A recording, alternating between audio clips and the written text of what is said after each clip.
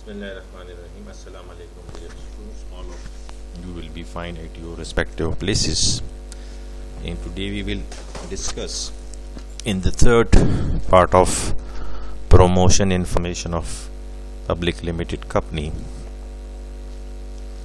or in the chapter of promoters, the basic legal documents which are very much important for any public limited company, and we will in detail discuss its contents because they are very much important for all of you, that you should understand them, you have thorough knowledge of these documents. In business organizations, especially the public limited company, is gain a greater importance nowadays. Remarkable growth in the public limited companies along the globe, in those countries whose economies are very much based on public limited companies. They are leading the world, like America and the Western Europe. And now if we see in Asia, countries like China, UAE, Taiwan, South Korea, Japan, they are examples from the Asian continent. Russia from Asian and European mix are some of the Scandinavian countries. So how they emerge, we have discussed it in great detail, that the multinational companies were emerged in the early 19th centuries and late 18th centuries and early 19th centuries, a symbol of the Western capitalism. We see how the East India Company came to the subcontinent in the time of Aurangzeb Alamgir, and they get permission from the king for some business establishment along the coast of Calcutta, Mysore, and some places. And gradually, when they see that the local political, economic and social conditions are very much ripe, that Western modern people can exploit the local politics and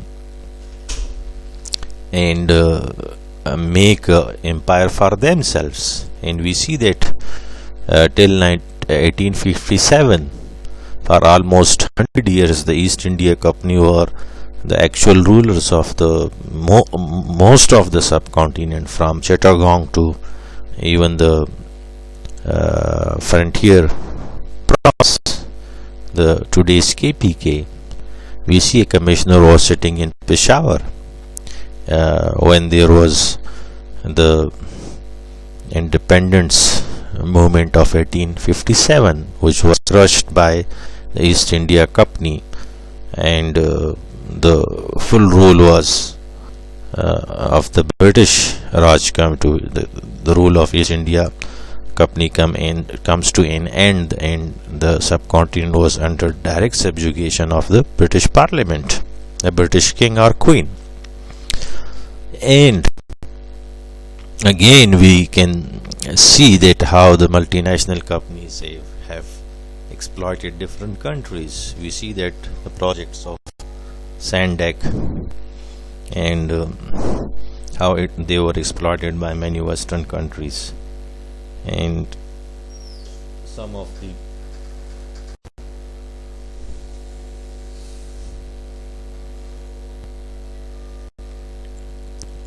basic documents basic legal documents issued by any companies are Memorandum of Association, Article of Association, Prospectus, Statement in lieu of Prospectus. Now we will discuss them in detail.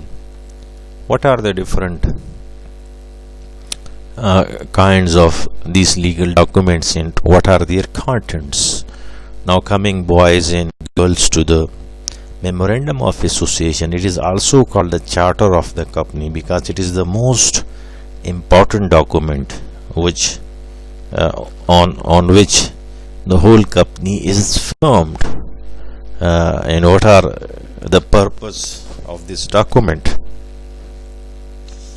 We can see that Memorandum of Association is the basic document of any company. It is also, as I have told you, called Charter of the company or Constitution of the company. Since it is the Constitution of the company, it is therefore defines and confines the powers of the company, the objectives of the company for which the company is formed, and set it a going entity. Now the purpose, objectives, the composition, all has been clearly defined by this Memorandum of Association.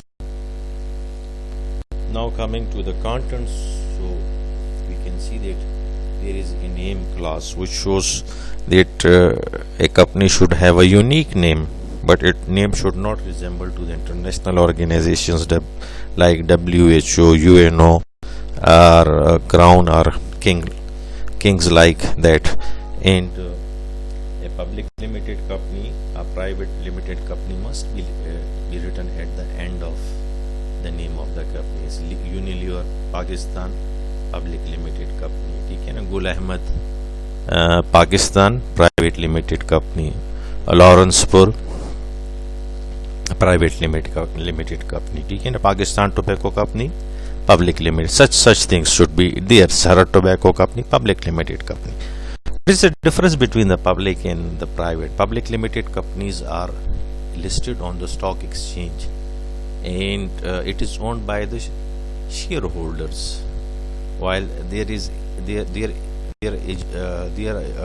agency theory is in operation, i.e. the professional management and the shareholders are two separate groups, while in private limited company both of them, the management and the company owners, are the same thing. 1 to 50 members can make a private limited company. Most of the national companies in Pakistan which are owned by the states, they are private limited company.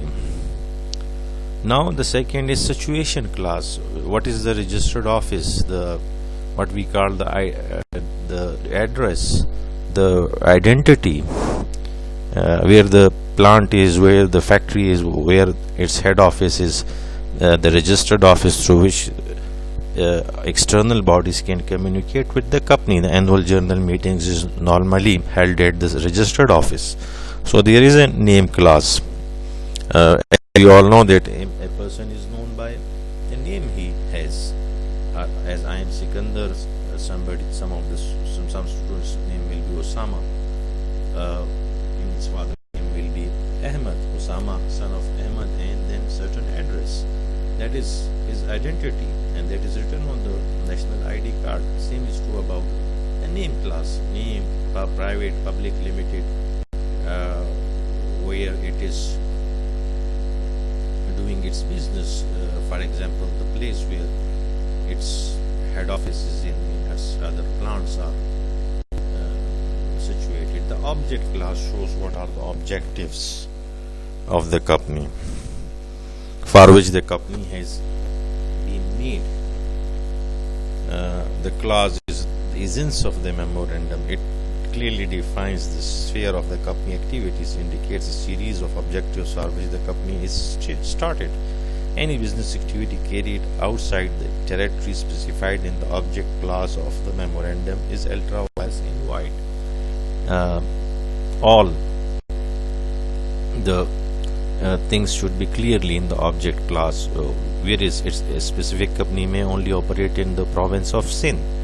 A company may operate in Balochistan like the Sandak, but it cannot operate in Sindh, KPK, Gilgit-Baltistan, and Sindh. Its operational area is only. The same is true about any company which is operating in Pakistan, but it cannot operate outside Pakistan. When it operates in outside Pakistan, it has to go under certain rules and regulations of the country, and then it can start its business in some other country. So the object class clearly shows what are the short, medium and long term objectives of the company. Sub companies are made for certain objectives which are time bound. When those objectives are achieved, the company comes to an end, like companies in the social, education, philanthropic spheres.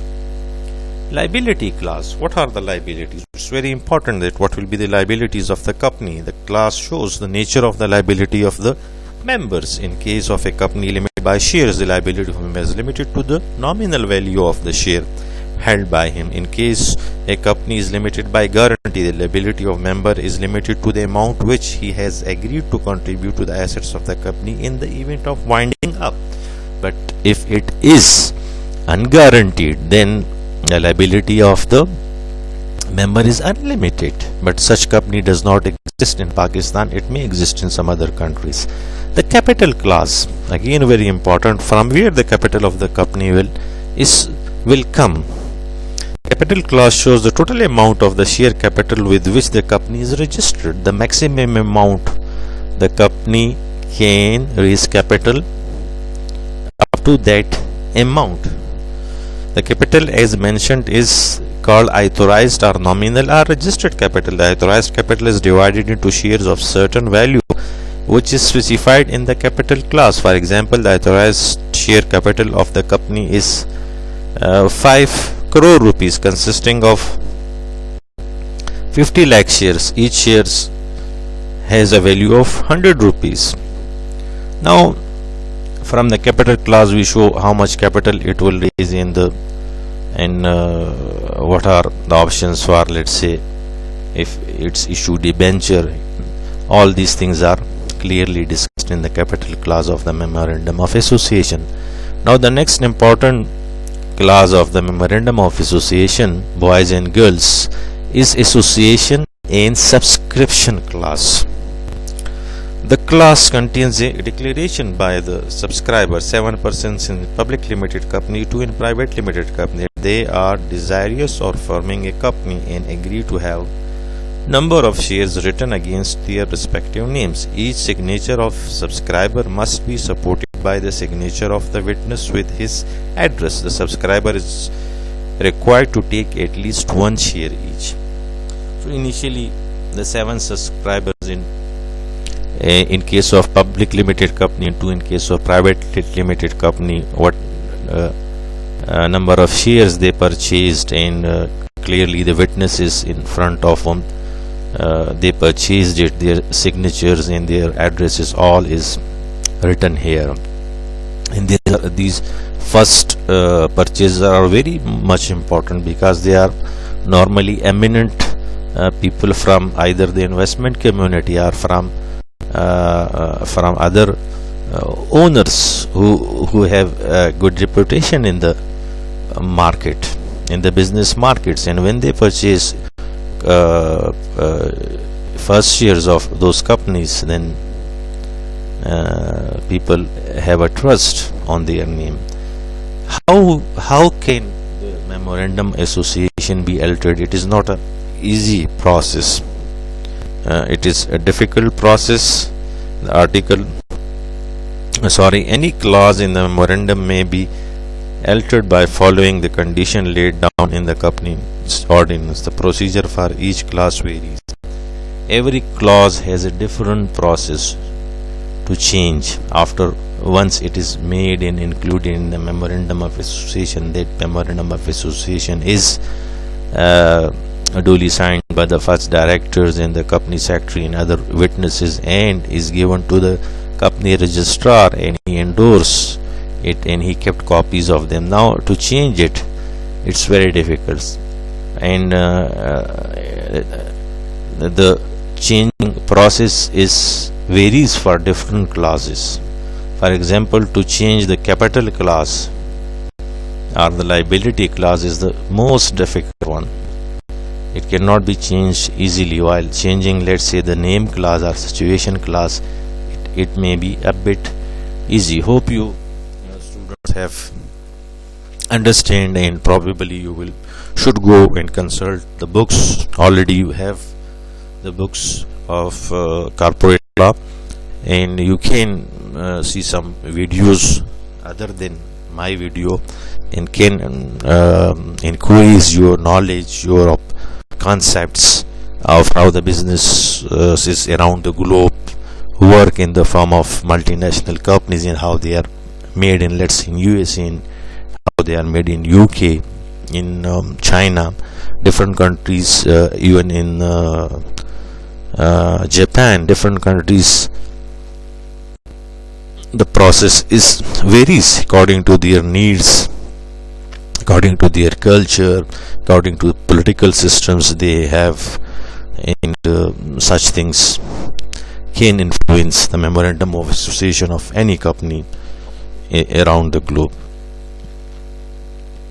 Moving to the next important document, that is boys and girls articles of association. Again, a very important document, as we know that the memorandum is the charter of the company, and it is a document which through which the company deals with the external players, the government, the shareholders, the other stakeholders, while the article of association is the article through which the company deals with the internal people of the company. Rules regarding issue of shares and debentures, manners of shareholders' capital. The first is the amount of share capital issued, transmission of shares, such things are in the shareholder capital class. Next is the rights of shareholders. What rights they have? In private limited company they have different rights, while in public limited company they have different rights. Normally private limited company they only issue the articles of association. No memorandum of association is required in private limited companies. It should be very much clear to you, boys and girls, and keep it in mind. Public limited company issue both memorandum and article of association, while private limited company only issue articles of association, because the owners and the managers are the same people. 1 to 50 people can make a private limited company, while in public limited companies the numbers cannot be defined. What are the rights of shareholders? Amount of share, rights of shareholders regarding voting, dividend, and return on their capital. All these are clearly specified in these articles of association. Rules regarding issue of shares and debentures. Share is the ownership of the shareholders, while debenture is the loan given by the investors, not in the form of ownership, in the form of loan. If the company liquidates, the first right to the assets of the company will be of debentures, then the shareholders will come at the end. Manners of how shares can be transferred from one person to another person.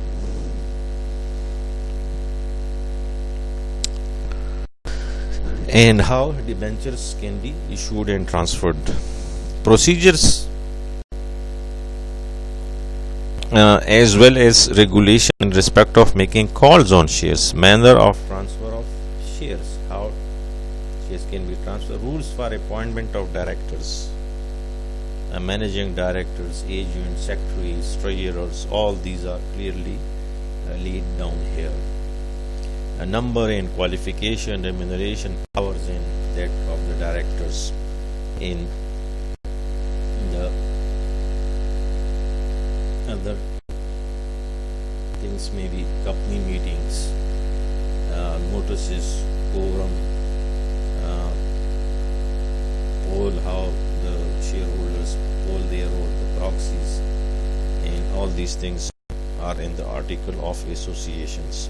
Convening, conduct of meeting with reference to notice, quorum, poll, proxy, resolutions, whatever have the decision of the board meetings, are the decisions taken in the annual general meeting or any extraordinary meeting. All these are called resolutions. Matters regarding the account and audits, annual audits in case of a public limited company. Annual audit is mandatory, and it is not only done by a CA firm, chartered accountant firm. Rules regarding the winding up of the company. If the company technically defaults, how it can be winded up, how the company will apply for liquidation, for restructuring.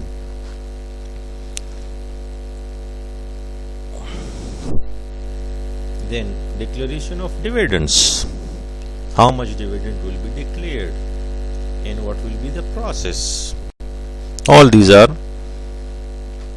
clearly written in the Articles of Association, and the reporting, who will report to whom and what will be the powers of the board of directors and how they will appoint the medium and low level management and then the supervisory staff. All these things are in Articles of Association. The memorandum and article, they are very important documents for the making of a public limited company, or in case of private limited company, only the Articles of Association. So the company's strength, its opportunities, its weaknesses, all can be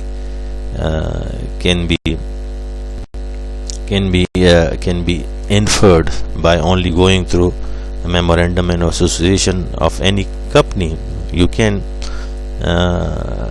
analyze and can see how the company will behave in future. Now the next thing is, when the company is made by the promoters, is all of you guys knows that the company is made by the promoters. Promoters are the people who make it, conceive the idea and convert that idea into a practical form of a public limited or private limited company. And what are then the different stages of the public limited company? For example, the promoters and the incorporation, and then the subscription, and then what we call the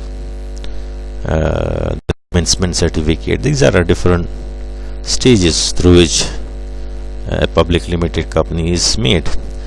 And in the process of making of the company, when you invite the general public, or you inform the general public about the company, so the promoters issue a prospectus, as you get prospectus of any university. So what is in the prospectus? In the prospectus, the objectives of the universities, when it is made, who is the vice chancellor, what is the faculty, what are different programs offered by university, and at the end there is a application form. If you want to apply for to that university, you should fill the application form and deposit the fee, and then they can call you for interview or test, whatever. Same is about the company's prospectus, financial information, interest of directors, economic justification of the company, why the company is made, how it will contribute in the national economy, how it is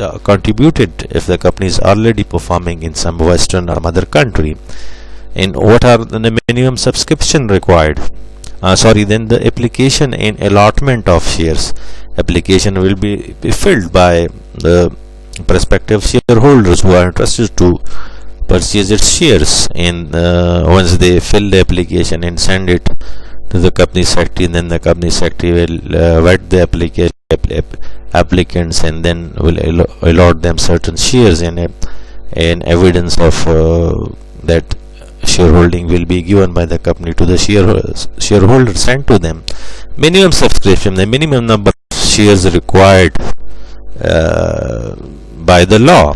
That, let's say, a company has a registered capital of 100 shares, and the minimum subscription is 15 shares. So the company must sell 15 shares. The minimum requirement is, if it's able to sell 15 shares to shareholders, then it can start its operation and get to the next stage, that is commencement certificate. Name of the vendors, who are the suppliers, retail properties, manufacturing plants are the assets, and all these things are here. Material contracts with the suppliers, with other business partners, and who are the promoters, what are their interests, how much remuneration, salary or commission is will be paid to them, is paid to them. So these important things are there in prospectus. Hope you guys are understanding the different concepts related to the basic documents of any public and private limited company, and I suggest to you that these are very important documents in nowadays, which is the era of multinational companies, and they are really contributing to the economies. Are those countries who have greater number of multinationals operating in them, are they are owners of the multinational companies. Their economies are very strong, and only a company from third world or second world can enter to the developed country when it moves on the same trends that can make greater number of companies. In this way, generate economic activities in the form of producing goods and services. If we see that UK, Netherlands, Holland and Germany, Spain, England, USA, Russia, they were the powers, and we see that in 1949 China as Republic of China has come to the world map, and in 1970 it molded its business operation to the free market economy and have made many companies. Now we can see that it is the second largest economy of the world, and it has trillion of dollars of reserve in the form of dollars and in the form of gold, and it can now play a very major role in the politics and economic affairs of the world.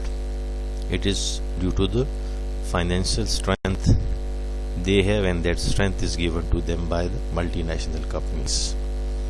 Either those multinational companies are Chinese, from Chinese origin, or they are from Western countries and doing their businesses in China due to the free trade agreements in early 90s.